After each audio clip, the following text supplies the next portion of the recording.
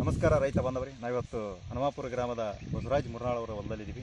ನಮ್ಮ ನವಭಾರತ company product ಆಗಿರ್ತಕ್ಕಂಥ ವಿಜಯಗುರಮನ್ನು ಮೋರ್ಷನ್ ಇಂಜನ್ಜಿ ವಜ್ರ ಅನ್ನೋ ಪ್ರಾಡಕ್ಟ್ನ ಸತತ ಒಂದು 5-6 ವರ್ಷದಿಂದ ಅವರು ಕಬ್ಬಿಗೆ ಯೂಸ್ ಮಾಡ್ತಾ ಬಂದಿದ್ದಾರೆ.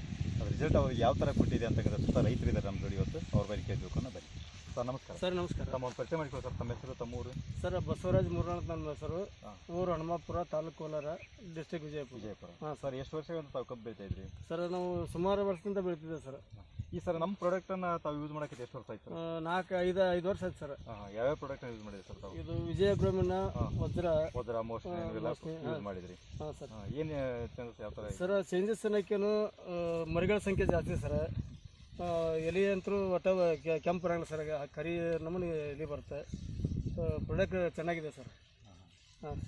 ಏನೋ ಇದಕ್ಕಿಂತ ಮುಂಚೆ ಯಾವ ಗೊಬ್ಬರ ಯೂಸ್ ಮಾಡ್ತೀವಿ? ಇದಕ್ಕಿಂತ ಮುಂಚೆ ಸರ್ DAP 20-20-03 ವೀರ್ಯ ಕೆಮಿಕಲ್ ಗೊಬ್ಬರ ಯೂಸ್ ಮಾಡ್ತೀವಿ ಸರ್. ಕೆಮಿಕಲ್ ಗೊಬ್ಬರ ಜೊತೆ ಸ್ವಲ್ಪ ಇದನ್ನು ಕೂಡಿಸಿಂದ ಕೆಮಿಕಲ್ ಗೊಬ್ಬರ ಕಡಿಮೆ ಮಾಡ್ಯಾವು, ಸ್ವಲ್ಪ ಒಳ್ಳೆ ರಿಸಲ್ಟ್ ಬರತ್ತೆ ಸರ್. ಮೊದಲಿನಕಿನ್ನ ಒಂದು 10-20 ಟನ್ ಹೆಚ್ಚುವರಿ ಬೆಳಿತೇವೆ.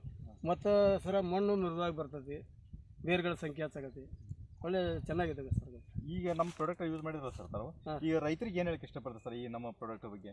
ರೈತರಿಗೆ ಸರ್ ಆದಷ್ಟು ಕೆಮಿಕಲ್ ಗೊಬ್ಬರ ಬಿಟ್ಟು ಈ ವಿಜಯಗುರಮ್ ಸ್ವಲ್ಪ ಯೂಸ್ ಮಾಡಿದ್ರೆ ಒಳ್ಳೇದಂತ ಹೇಳ್ತಾರೆ ಸರ್. ಒಳ್ಳೇದಂತ. ಹಾಂ.